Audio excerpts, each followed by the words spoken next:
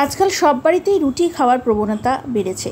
তেমনি আর মা গৃহবধূদের একটু কষ্ট লাঘব করতে গৃহকর্তা বা পরিবারের কর্তারা রুটি কিনে এনে অনেক সুবিধে পান। যেভাবে বাজারে আটার দাম বাড়ছে, তার উপর ঝক্কি, আটা মাখা, লেচি করো, বেলো, চাটুতে দাও, আগুনে দাও, সেঁকো, কত ঝামেলা, তার উপরেও সময় নষ্ট।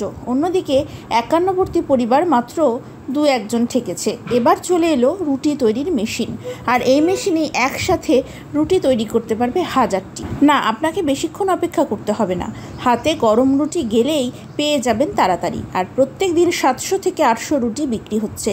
সন্ধ্যে থেকে শুরু করে রাত 10টা পর্যন্ত এই রুটি বিক্রি হচ্ছে। আর এই রুটি বেশ সাড়া ফেলে দিয়েছে রানাঘাটের একমাত্র এই মেশিন রাজবাগান পাড়ায় তৈরি হয়েছে।